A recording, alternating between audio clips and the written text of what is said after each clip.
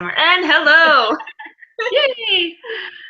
Welcome to Wine, Women, and Words. And I'm Diana. And joining me this week is my wonderful co-host, Jennifer Laam, Hello, everyone. author of the book that we have been reading this month, is the Tsarina's Legacy. Woo! I have a copy too. Oh, yay! Whee! And don't forget, you guys can see us on YouTube. You can hear us at podcasts.com, soundcloud.com, and the Podcast Republic, and pretty much everywhere right now except for iTunes because I am a slacker. That's the one account I have yet to pick up. Still a lot of choices. Yes, definitely. We want the whole wide world to be able to hear us. Woohoo! You can tell I've had one glass of wine already, so yeah, I'm excited. Oh, we are going to have fun tonight. So, let's just dive in with the questions on this book because this was such a fun book to read. And like when I started reading it, I was like, I had another book that I had to read and review, and I'm like, all right, I'm just going to read my first 5 chapters, and that's going to be it. I'm going to read what I need to for this week, and the next thing I know, I'm on chapter 11. Oh, I love it. And I love hearing that feedback. Like everything else I can handle as long as you keep reading. I feel good. Any other books? I'm okay. Well, they suck me in. These stories suck me in. It's almost like crack for me, where it's like I can't stop. It's like almost like Lay's potato chips. Once I read a chapter, I just can't go. You can never read just one chapter in this book. Well, I would love to have an actual blurb like that if you're interested for future books that they're like crack. I will totally take that as a blurb and use it on all promotional material. So thank you very much. It would be my pleasure. It would be my pleasure to have my name on there. Diana says my books are like crack. Perfect. We'll do it. Yeah. Yes, it'll be the best promotion out there. So, starting off with the very first question that everybody who's been a co-host, because as you know, we've had 3 different co-hosts for you this week, and every single one I was like, so do you have any questions on the book? And every single one is, what the hell is up with Michael? Oh my gosh, yes. And wow, and that is a very interesting question to me. Is there a follow-up to that, or is it basically just boiled down to what's his deal? What's his deal is really what it comes down to, because I mean, we love him. I love him.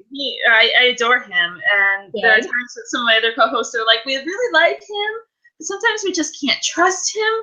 But we really like him, and then we just love to hate him at some points. Oh, that's good. I like that. And that's, that's very interesting feedback to me, because I never really thought of him in quite those terms.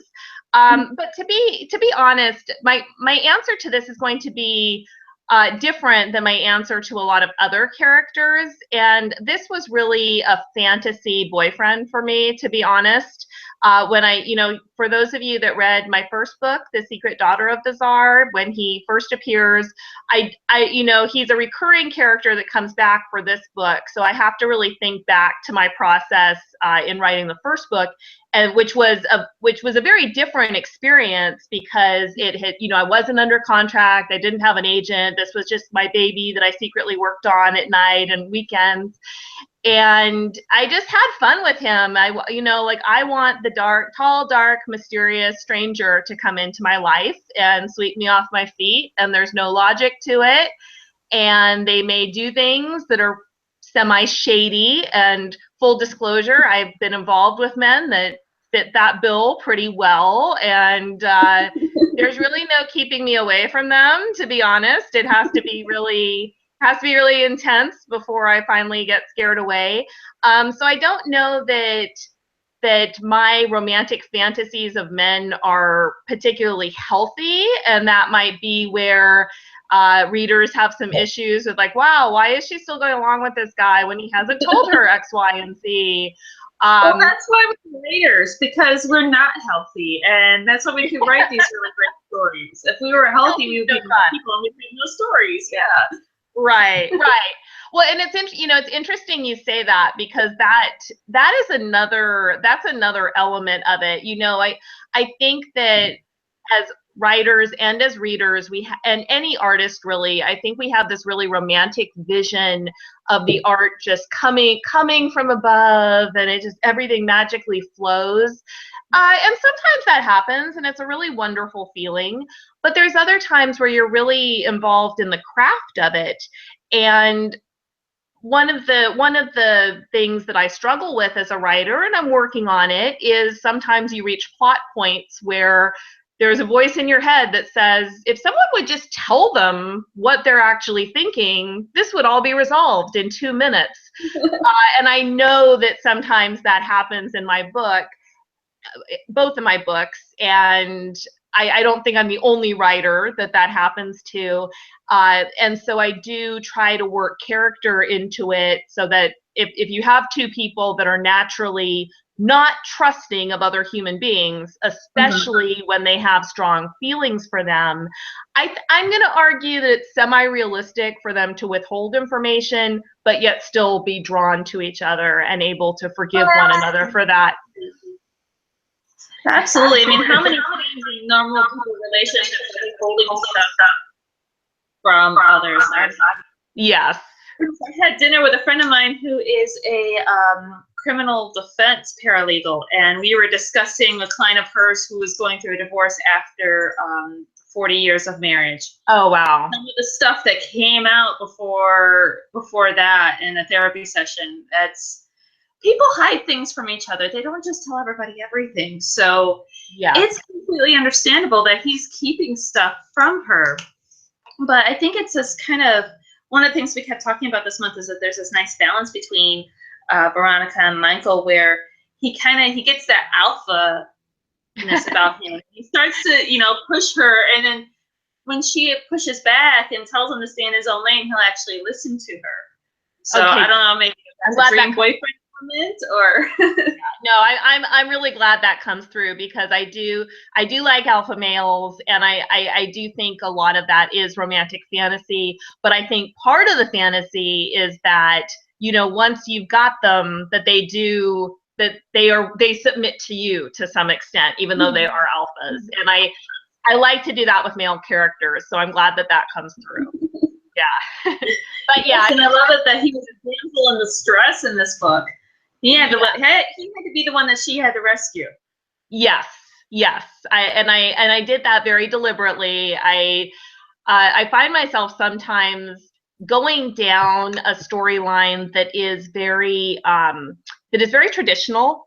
And as an example of that, in my first book, and I apologize for people that have not read that, but this is pretty easy to explain. The character of Veronica's grandmother discourages her from having a family. Like, she thinks that she's got it made as a single professional woman. And when I was originally drafting it, I had her as the more typical scenario that we expect from mothers and grandmothers, like, oh, you're of a certain age, why aren't you, I want grandchildren, I want this, that, and the other. And I stopped myself when I was writing it and realized that's a cliche, and maybe it's not, there's truth to it and it can be interesting, but I wanted to do something different. So for this book, I definitely wanted him to be in jeopardy at the end, and for her to have to intervene to rescue him. So that was very deliberate. Oh, good. Yeah, because that was fun to see. Yeah, I thought so. So yeah, I think the best romances are when the hero and the heroine rescue each other, maybe in different ways. So. Absolutely, yeah. You see that in some of the best ones. Like, you see that in, like, Outlander comes to mind, where she's always having to rescue him, pretty much as he's having to rescue her. Yes. Yeah. More so. The balance is very nice. Yeah. So I did, and that was honestly that was really fun to do. Also, to have the man be the one waiting, is kind of trapped and waiting for the woman to do something. I thought that was kind of cool. Yeah, it's a fun tournament. I love seeing more of those, because it's not always the girls who wind up being the ones in the jam who have to get rescued. Yes. We're not always the troublemakers. That's right. That's a popular belief. I like that. But, yeah.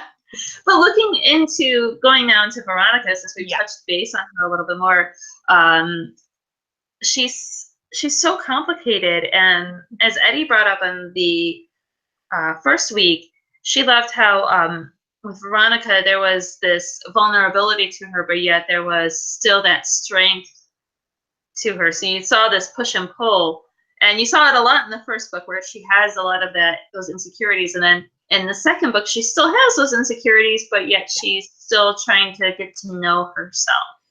Yes. What kind of goes into being able to create that?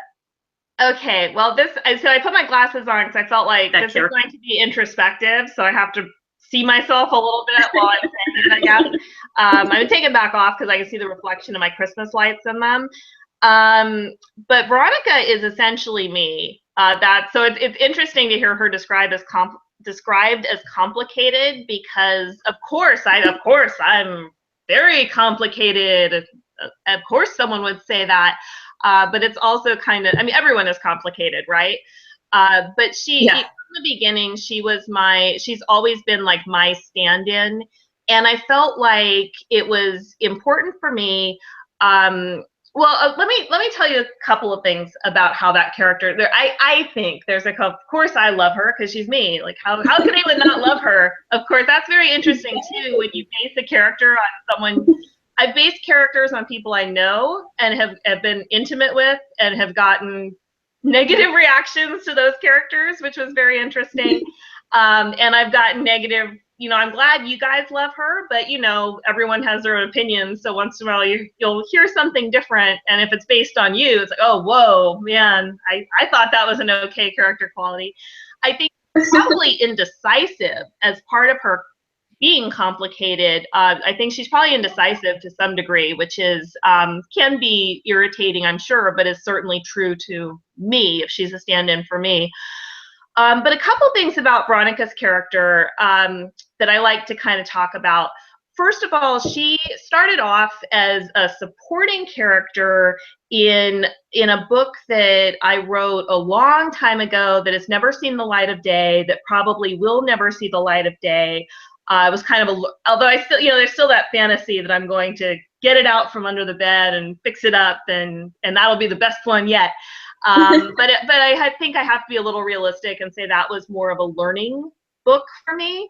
But she was a minor character in it, and she was always kind of my stand-in, but she was more of an observer of what was happening to the main characters in that book. So I thought it would be interesting when I had the idea for Secret Daughter of the Tsar. I thought it would be interesting to make her the main character, because I felt like, well, if she's me, I'm going to be able to be inside her head. And it is pretty easy to write scenes for her because I just imagine how I would react to everything. And I think the qualities you see in her, both positive and negative, are definitely reflect my personality. The other thing that I think was important, and I'm sure I'll be talking more about this in a little bit, but I'm not Russian. I studied Russian history very extensively in college. I've read Russian history and culture books as a hobby for a long time, but ultimately I'm an outsider. I'm American. I'm never going to be able to completely convey an insider's view of that culture. So it was very important to me that Veronica was also approaching, even as she's discovering how Russian culture and history is part of her. I'm trying to word this very carefully and not be too spoilery in case people haven't read it yet or are watching. But it was very important to me that she had an outsider's point of view, because I know that that will always be my point of view, and I felt it needed to be reflected in the central character, that this is someone fascinated by this, not an insider. Yeah, and I thought it was important that she be an outsider story, because she is American and has that history of hostility between America and Russia, and all of a sudden you have this woman who shows up she's the Tsar or Tsarina, and all of a sudden but she's an American. She's only half Russian and she's half Hispanic, and as they brought up in the book, the color of her skin. those are natural things that they would have. They wouldn't just embrace her as a populace as a whole. Right. It wouldn't fit normally. So yeah, having her as an outsider, I agree, was such a good and important thing about her. And it was, I'm going to try doing this for a few more minutes, and I'm going to grab my wine. I want to honor that part of our discussion. Throughout the thing. Yes. And makes me very happy and chatty. You know, when I was dealing with her coming into Russia, I mean, there was, you know, I'm well aware that even though I did include scenes where she's receiving negative feedback for various reasons, including that she doesn't look like how a traditional, very conservative, and if I can be forthright, you know, I think there is often an element of racism when you have that kind of traditional conservative, I hope I'm saying this right, homogeneous view of your society.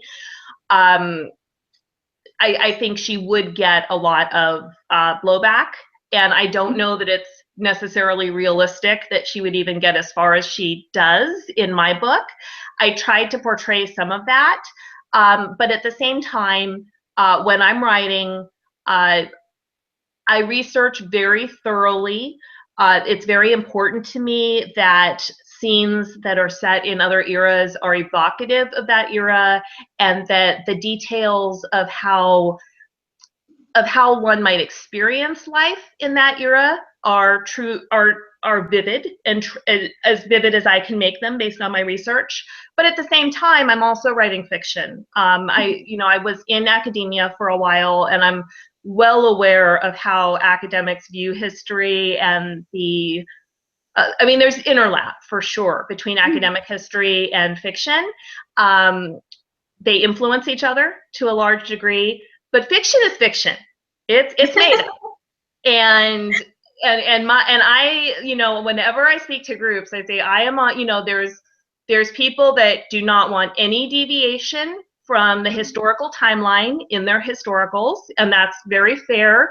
That is not how I write historicals. I want to put my imagination, my ideas, and my fantasies into them, and that does bleed into the contemporary parts of my stories also. So there is a large degree of fantasy in Veronica's story. I wanted her to be Princess Diana in Russia, and to a large degree accepted as an outsider. So absolutely, yeah, and cross. And yeah, and you touched on a very important point on this, that it is historical fiction. And you know, I've been writing my own historical fiction, not quite so secretly, on the weekends and after work and during my lunch breaks. Lunch break writing, that's the best, because you get in a groove, and then you have to go back to work, but it makes you so excited. It's like, oh, I missed my writing, and so I love lunch break writing. Yeah, and I used to go to my local library, because my office is right around the corner from a library, and I used to go there a lot. But I haven't doing that because I'm like, I'm losing 10 minutes on both ends of my lunch break, and I can't. I need that extra 10 minutes to write, so I've been sitting in my office eating lunch and writing. Very relatable. Yes. But with historical fiction, I found is we do walk this tightrope of having to have the proper amount of history, but yet also be able to tell a good story. Yeah. Like I'm working on is about Italians in Northern California, and so I'm having to do all this history and all this research on the history up there. But yeah, I also want to tell a good story and make things work with my plot. So dates sometimes get a little fudged.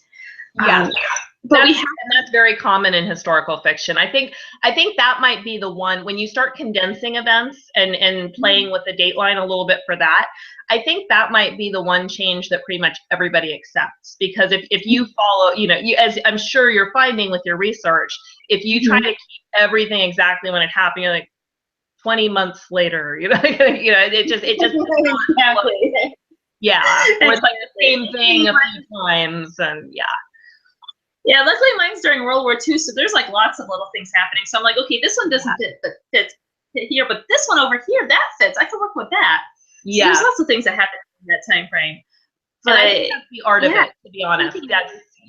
there's the research and it's fun and it's exciting and I'm sure that you're feeling that with it, but at the same time, I'm a big Hamilton geek, and I love what he did so much. And one of the things that came up, of course, I haven't seen the show because I don't have $1 million, but one of the things that came up on the PBS documentary was the idea that at some point you have to trust that you've done your research, you've got like the base in your head, and then you put it aside. And like watching that, I actually studied early American history as well as Russian history. So I actually read the Hamilton biography that he based the show on. And I know especially the events that had to do with his sister-in-law, because I'd spent a lot of time researching her in grad school. He played around with that quite a bit, but it totally made sense. And it still remained true to the emotional truth of their story, which I think is the most important. So yeah, and speaking about playing around with words and stuff. Yeah. Okay. I'm ready. Around with Tsarina versus Tsarina. Yeah. So who knew that was a little bit of a controversy? Yeah. Like the reviews, just to see, something sparks a good question for me, and then I see that, and I was like, whoa, I didn't even know this happened. And some of them, I'm like, did you even read the book? Right. And I tried to. I'm guessing you're talking about Goodreads, and I tried to engage with the original poster a bit. I don't know if you saw that, but at some point I did disengage. So I understand the objection, and I respect the objection. Tsarina is essentially a made-up word. My reason, I want to make it clear that this was a thoughtful decision on my part. That's what I tried to convey to the original poster. I may be wrong on my decision, or people may have different opinions on my decision, but it was not something that I took lightly. I considered using Tsaritsa, or I hope I have got that right,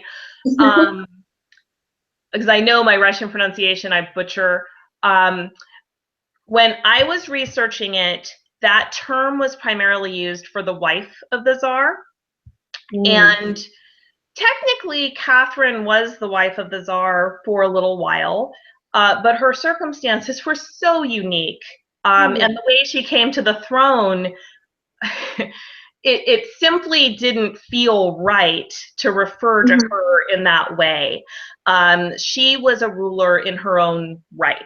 And in the historical, even though the title of the book is meant to be an allusion both to Veronica and to Catherine, in the historical section of the book, I only use the word empress because I did not feel it would be right to use Tsarina.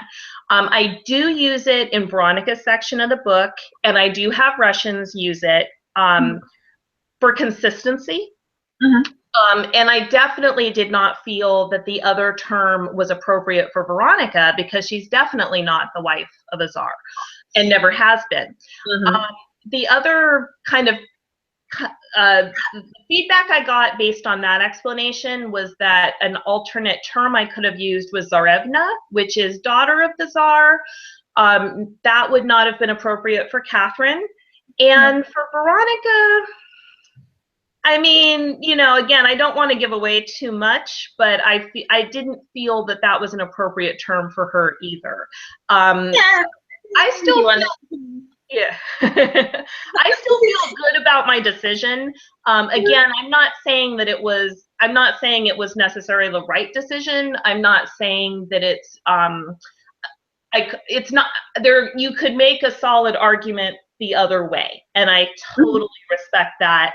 But what I will defend to death is that I thought this through, and I made a conscious decision, and I did do research on it.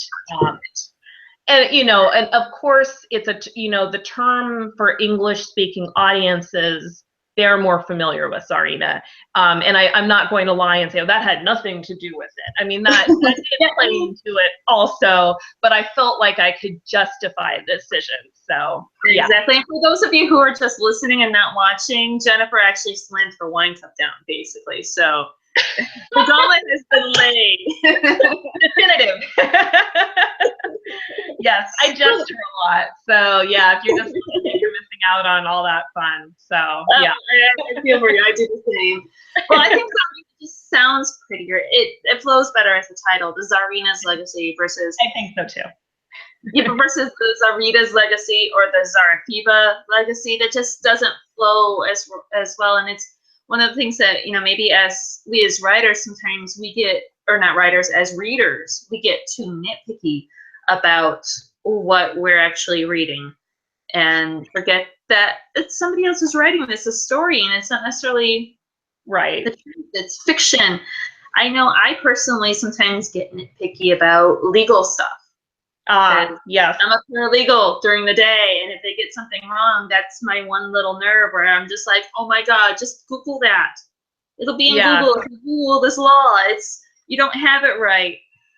Yes. And we all have that. And, you know, I should say, like, you know, for historical fiction, again, I'm really on the side of like wide latitude, wide berth. This is fiction. I'm more interested in a writer's ideas and story and character than an exact recreation of a historical era. I mean, of course, I want those fun details. Don't get me wrong, but the most important thing to me is the character and the idea. And honestly, also a lot of it is like being able to connect what's going on in the past to the present. That's really, I mean, it's obvious from how I write my books that that's important to me. But having said all of that, I get the nitpicking too. Like I have for me, it's when academics are portrayed. Like I don't know if anyone has watched Timeless. Like I've only watched the pilot, and I enjoyed it. Like it didn't stop me from watching. But she's a character who's a college professor, and like the big expert. Her field of expertise is history. Like we need to find someone who knows history really well. Well, college professors are so specialized that it makes no sense that they're like, oh, you know, it's like we have to find someone who knows science. Let's get someone who can do rocks and space and ocean, and we're all set. But again, it's like not specialized at all. Yeah, you know Russian history, so you could totally know everything there is to know about Asian history too. You got that covered.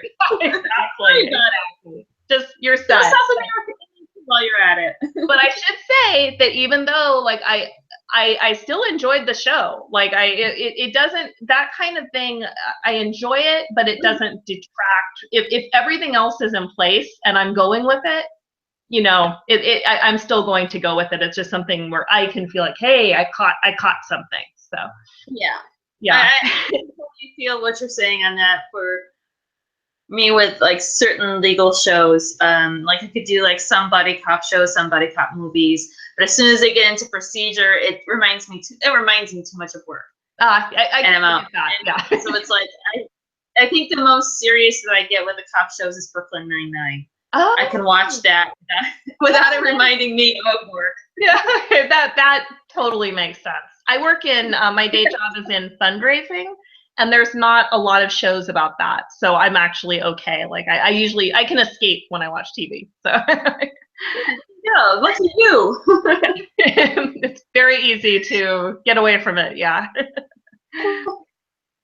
Well, and speaking of the history, because we were going back and forth between in the past, and it was funny. One of my co-hosts, Antonia, her only criticism was going back and forth between the two. You'd leave off on a cliff, and she'd want to know what happens to Michael and And Veronica, she's like, no, the past stuff. I've got to stick through this. I've got to redo this. Well, see, I'm okay with that. I'm totally okay with that. If even if someone is just like, well, I really only like this one. I'm not really. I like this story. I don't like this story as much. Like, well, you like one of them. Like, I'm good with that. So if you're like waiting to hear what happens on the other one, like I can live with that. You know, it's interesting. Well, okay. I don't know if it's interesting, but I'm going to phrase it that way. I really like stories that connect the past and the present, and I tried to find for me. I was when I kind of was thinking about like what historical period do I want to do for this one. I mean, the Romanovs were like my baby. Like I knew for the first book, I knew right away what I was going to do. But this one took like, I would say it took like 1 minute to decide on the Romanovs for the first one, the last Romanovs. And for this one, it took maybe 2 minutes to get to Catherine the Great because I just adore her. And I thought that there would be interesting connections between exploring this period of Russian history where there's a woman in complete power. It just, I don't know, like I'm going to describe myself as a feminist, but I'm going to speak in really general terms about that.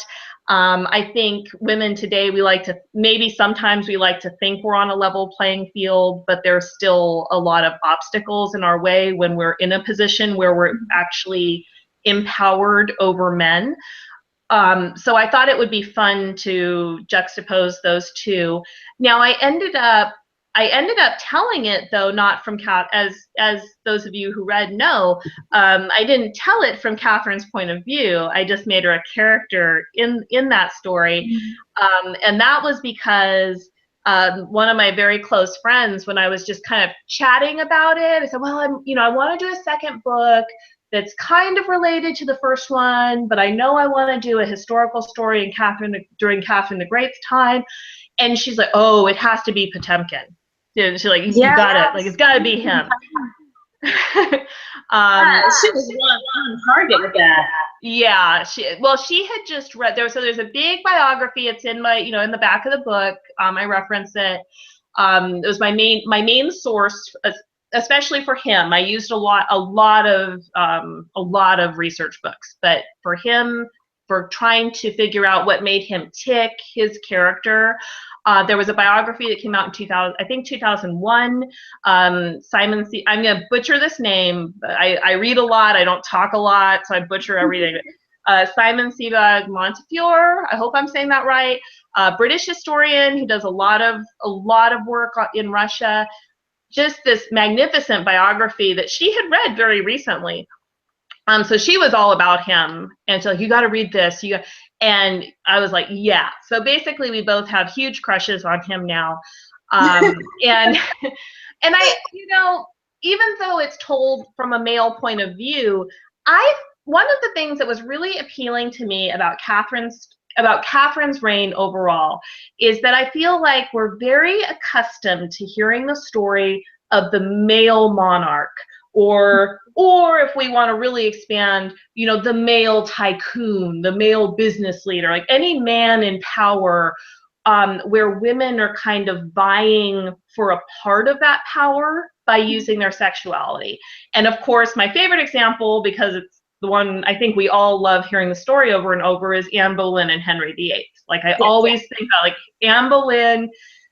I firmly believe she may have had feelings for him, but she wanted that throne. Like she wanted, she wanted to be queen. She wanted that. Yes, she wanted the influence. I wanted to bring up Anne Boleyn and Henry VIII because in so many ways the relationship between Potemkin and Catherine. Yes. In so many ways, it kind of reminded me of that, where you had it reversed, like with Anne Boleyn and with Henry VIII. You had everybody in the court was in love with Henry. Everybody wanted to please Henry. It was all about having his son shine on the court. Yes. And then looking here at Catherine, it was all about having her son shine on the court and everybody wanting to please her, and how much love he had for her and just wanting to please her. And it didn't matter to him that she had all these other lovers. Yes. He still loved her and that a number of them. That seemed to work both ways. That was, so there were two parts of their relationship that really appealed to me. And the first was what I alluded to, that like the idea of the man using his sexuality to further his own career by influencing a powerful woman. I thought that was very interesting. But in terms of their particular story, because it felt, doing the research, it felt very clear to me that Potemkin was in love with her, that his feelings were genuine, but at the same time, he also really loved the power that he had by being so close to her. And I don't think those are mutually exclusive. But I also loved, I'm actually going to turn 44 in February.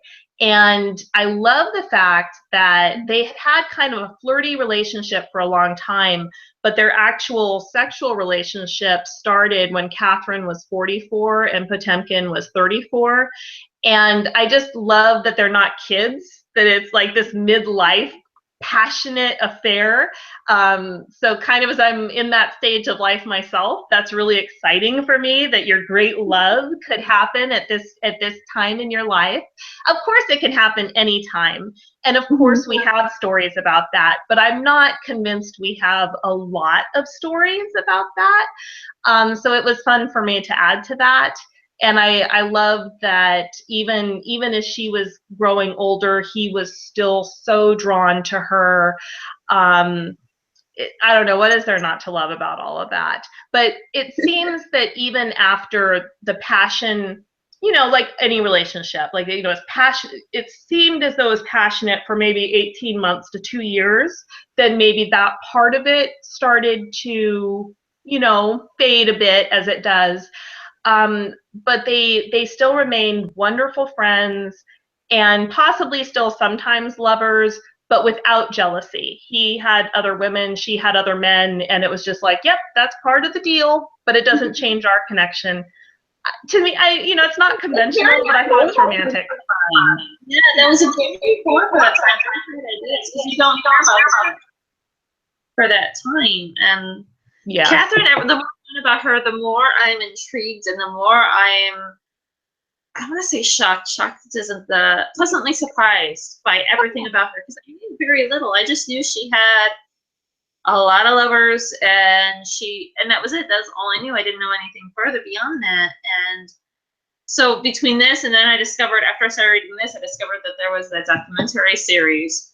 Yes. On Netflix, and I got all excited when they got to Catherine's part, so I'm like, I'm reading about that right now.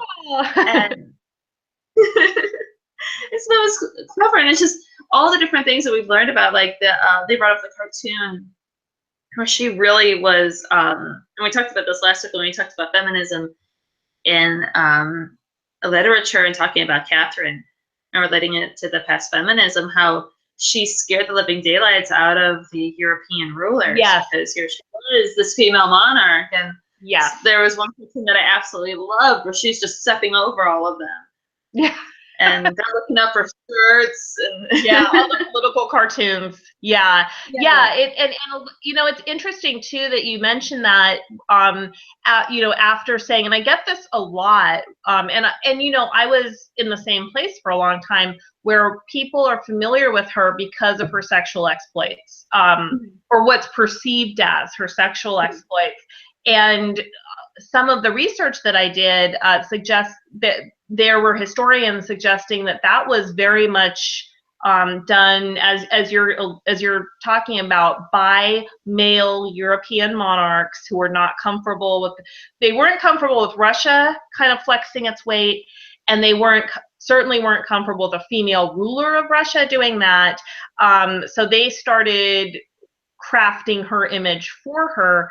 And it worked, I think, to a large extent, because that is, I think, what, at least when I talk to people about my book, I get that same feedback that, like, oh, I know she had a lot of lovers, blah, blah, like, that's what we know about her. And don't get me wrong, that part is interesting. But it's, like it's fun to read about. And only part. yeah. And I mean, I don't know. I still think the way that she cultivated her lovers, the, again, it's something we associate with men. She wanted them young, she wanted them handsome, like she felt entitled to that in a way that I think often older men do to younger women. And it was really refreshing. So I think there was a political element to that too. But a lot of other things about her rule, I think, were kind of got erased in that. Yeah, her really Enlightenist positions and this very forward progressive thinking. She almost did away with feudalism too, from what I learned from the documentary. Yes. Yeah, and it's interesting looking at the juxtaposition between Catherine's time and the progressiveness that she tried to put forth, and then, as you kind of showed in the book, the new Russia, the very conservative Russia. Yeah, and she wouldn't fit in conservative Russia. And I'm glad that comes across in the book, because that was my goal. I think, I believe strongly that history is cyclical. I think sometimes we like to believe that, history, the way that we view the world, it just keeps progressing and progressing and progressing. So we are the enlightened people, and what 300 years ago they didn't know. We couldn't even handle how they would see the world. And I'm certainly not trying to say that if you plopped Catherine and Potemkin in contemporary Russia, that if you plopped them right out of their time and into contemporary life, that they would suddenly just be like the cutting edge progressives. But I am suggesting that if somehow they were transported to this time period, they would acclimate, and that they would be disappointed with what is the very conservative nature, especially the homophobic I shouldn't even say undertones, it's really blatant. I don't see that as an inevitable part of history. I think they would be very disappointed with that, and I'm glad it comes across. And again, this is me making a hypothesis, not, it's ideas based, it's not fact based. So of course someone could disagree with that. And we're writers, we get to project our own opinions and our own theories into the characters. It's what we do. It's part of the fiction. It's part of historical fiction, where we get to put this in there and say, hey, well, maybe they could have thought this way. Maybe they didn't. We don't know. But we actually put the thought in there that they could have possibly done this and thought this way. Yeah. Because I can agree with you on that. I think they would acclimate, and they wouldn't be very happy with what's happening over there.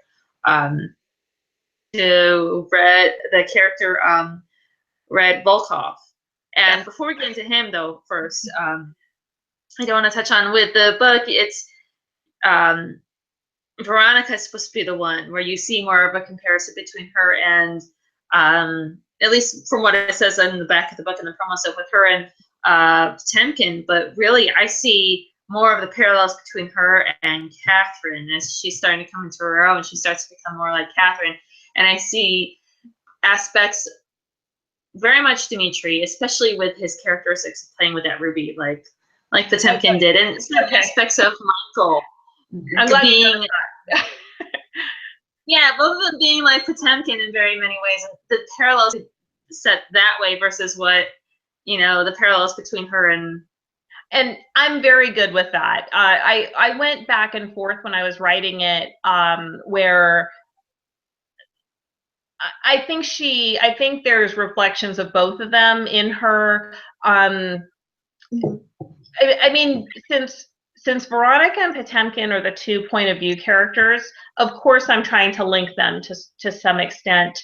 And I think to my mind, it was kind of, well, I'll quote you, complication, or paraphrase you, the complicated nature of their inner lives and their personality. I was attempting to draw parallels there, because I thought that I saw that. and again, it's going back to Veronica kind of being me, essentially. When one of the things I found out about Potemkin, and really it was really meaningful to me, was that he appears to have had what we would characterize as bipolar disorder. And the way and I'm not saying, I don't want to, I don't want to falsely take that mantle. I have not been diagnosed with that, but I certainly know how it feels to have a very, very high mood and then a very, very low mood. And one of the things I really respected about him was the way he dealt with his periods of depression. He basically it sounded like he would basically lock himself away. He has a little lavender cloth on his forehead and just like, you know what? I need a few days to just be in here and mope. That's how I feel when I'm in a low mood. Like, I know this will pass. It's like having a bad cold or the flu. You just need to let it go through you, and then you're okay again. So I really related to that. And so I thought that maybe certain aspects of their personality were similar. But in terms of dealing with empowerment, I definitely think there are parallels between Catherine and Veronica as well. And absolutely. Yeah. But now, okay, so now we've done that. Let's go back and look at Rev Volkov. Sure. And his whole story, because that one really struck with the whole New Russia, and so many similarities between him and the whole Pussy Riot case. Yeah, very, very much on purpose. Yes. And for those of you who are listening, I'm not sure, and just in case you guys aren't familiar with the Pussy Riot case, basically a band of about 3 women. They performed a concert in front of a church. Supposedly, I guess it wasn't sanctioned. There were some sort of technical details, but they were criticizing Putin, and they were arrested and put in jail for it. Yeah, 2 years for that. I believe I'm not. It's been there's been some space between me and the research for this book, but some time. But I believe that the charge was hooliganism, and it was like letter of the law, but not the spirit of the law. And some people may remember that before the Olympics in Russia, that suddenly, there's a pardon for, suddenly the eyes of the world were there, and that they were let go, but their imprisonment was very harsh. And yes, it was. And again, I'm not going to pretend that I have an expertise on that case. But I certainly followed it when it occurred, and I did try to, without capturing the exact details of their situation, I definitely wanted to capture the spirit of that with an artist who is, I don't know. I had fun with his character, but sometimes he's a fun character, and sometimes I have fun, but I don't know how that comes off. But I thought he was fun, and I think with Pussy Riot, I tend to be a very liberal person, and things don't bother me, but I can take the conservative viewpoint, and some of the things that they do in their performance art is. You could make an argument it's offensive, let's put it that way. So I tried to reflect that in his artwork also, and I had fun with it, but I'm sure some people were actually offended. I don't know. But I did. His character, I loved his character. I really enjoyed it. I don't see. It was weird seeing him with his partner, because I figured out who his partner was, what his partner was, long beforehand. I remember it was in the very beginning of the. One of the first podcasts, I'm like, I think he's gay. I think so. Yeah, but the first 10 chapters, I'm okay with that. Yeah, for sure that I was like, I think so. I think he's gay. But then to see that the 2 of them are together, it was like, oh, I don't see that.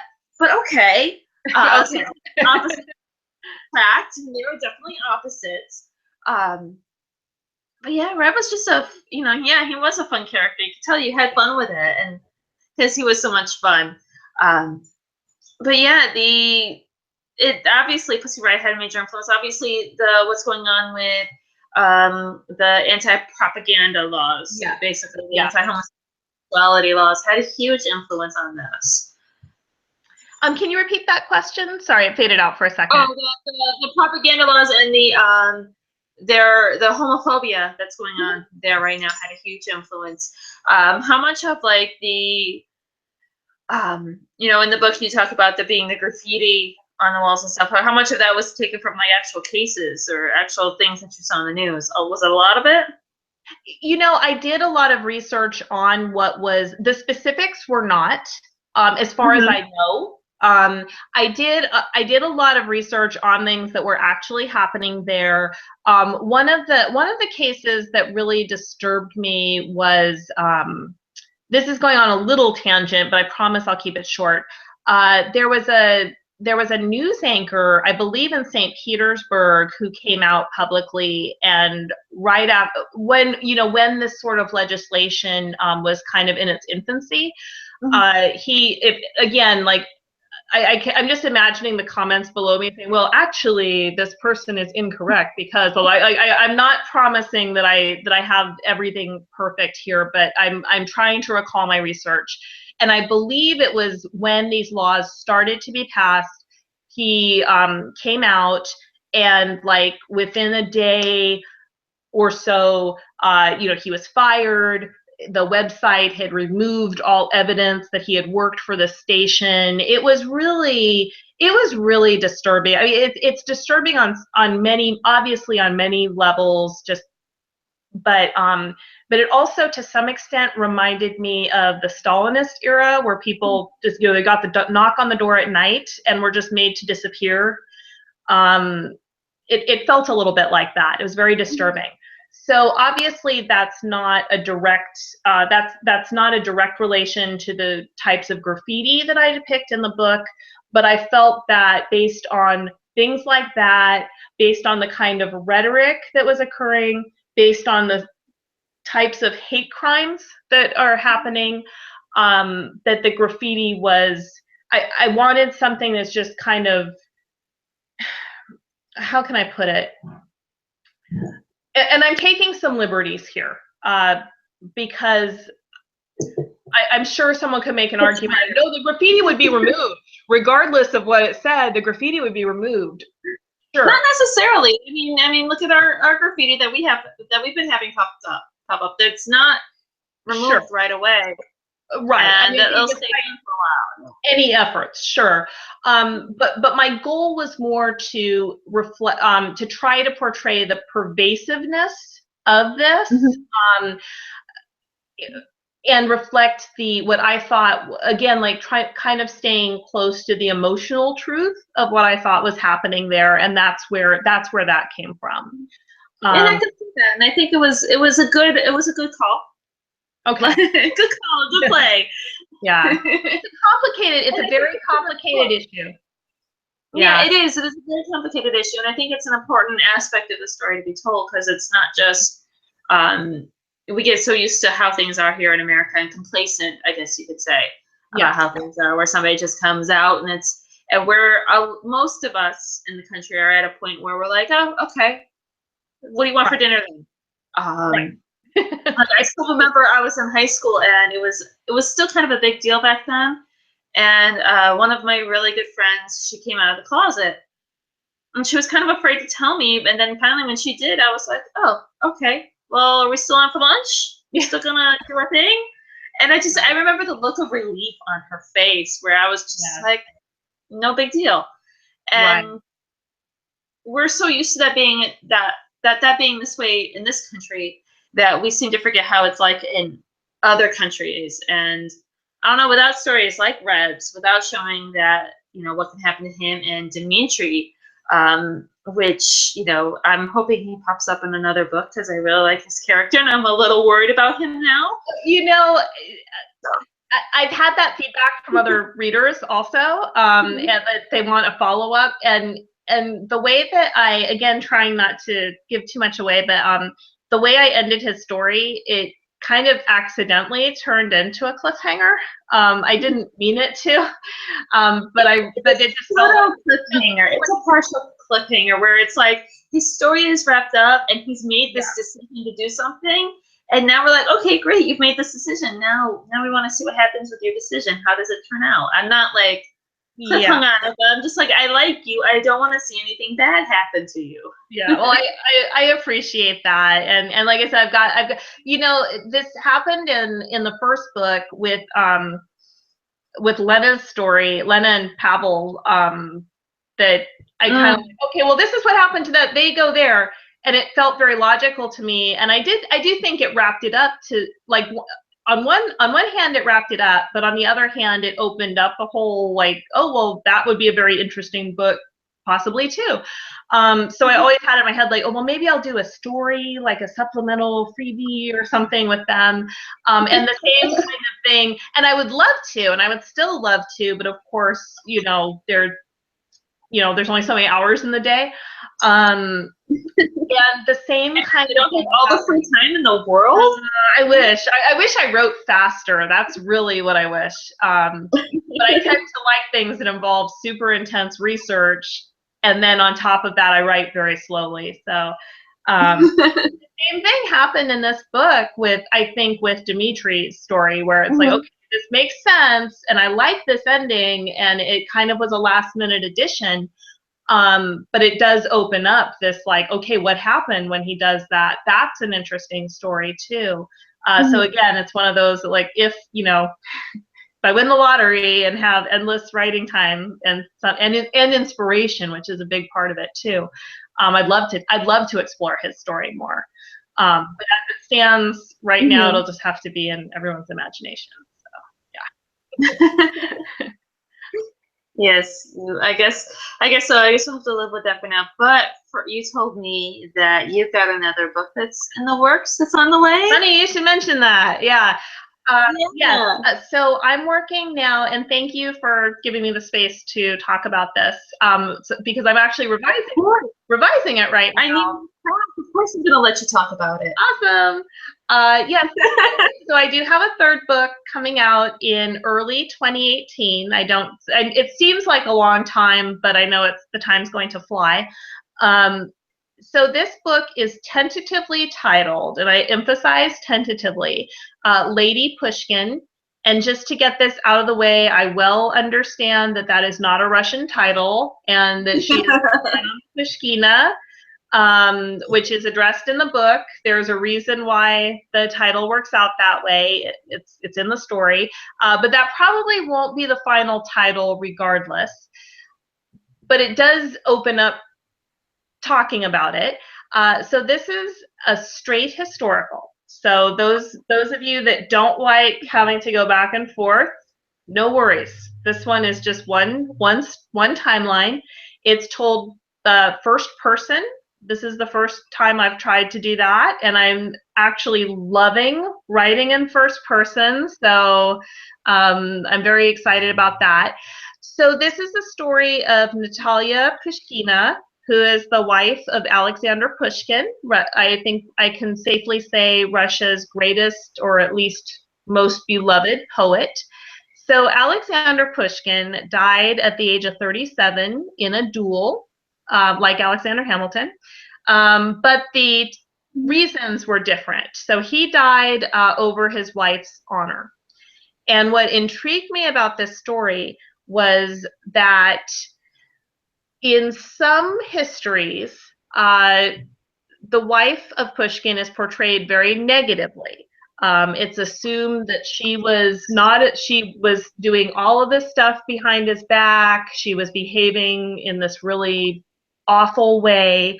And because of her, he was forced to fight this duel and died, and all of Russia was robbed of the great poems that he would have written had he lived longer. So she has this in many circles, she has this very negative reputation.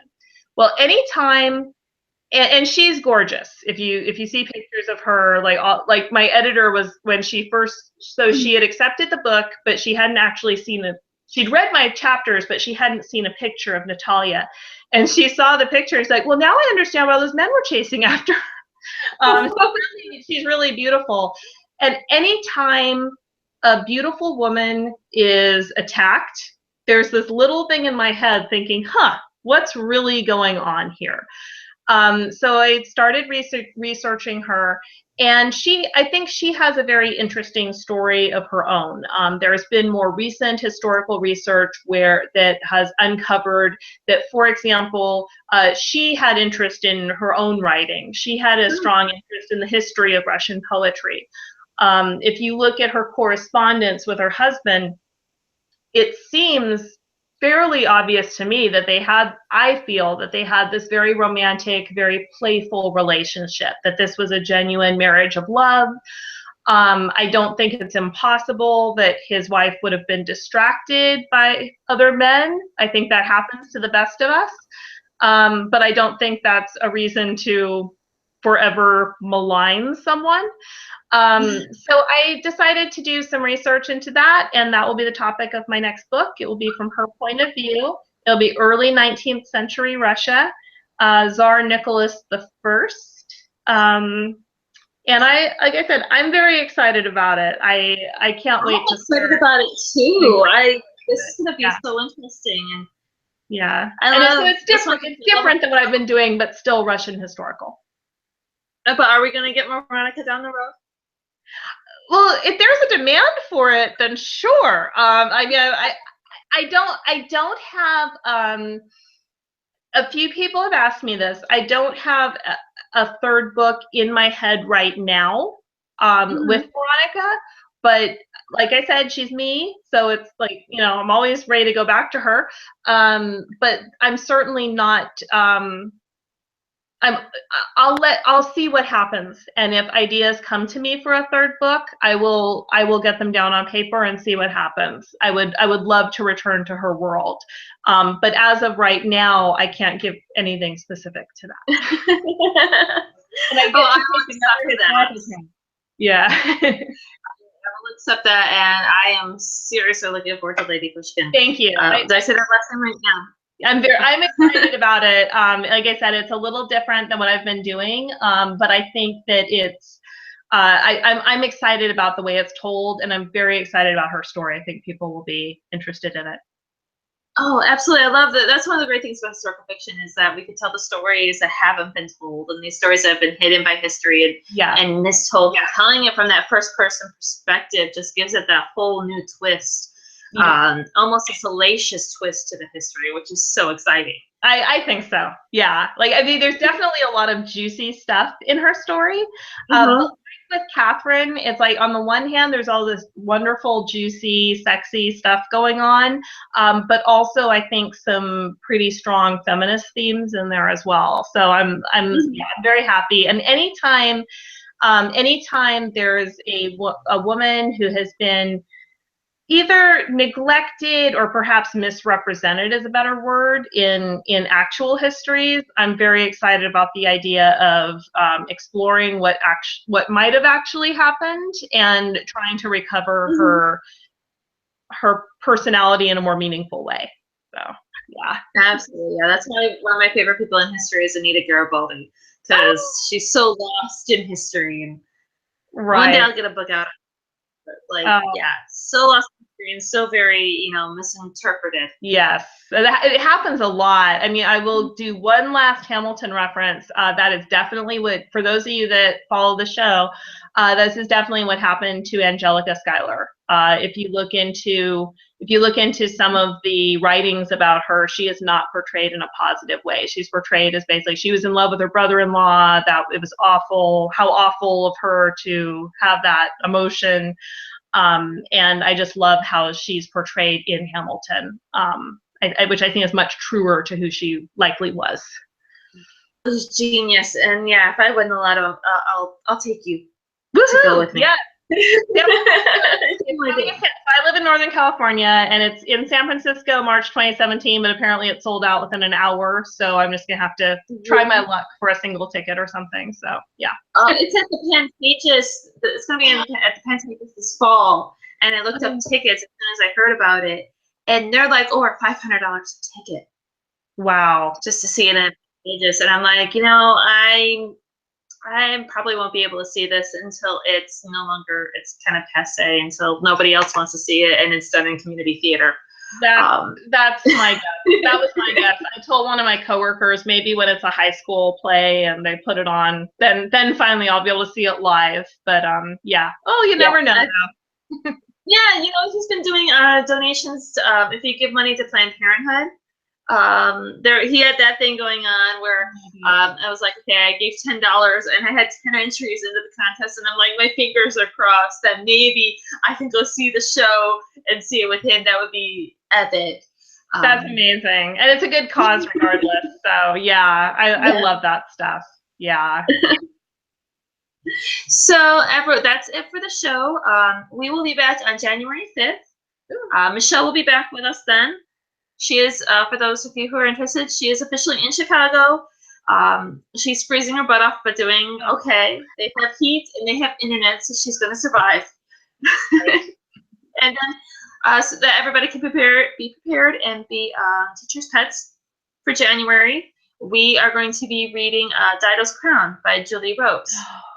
Awesome. I might join you guys with that. That sounds great.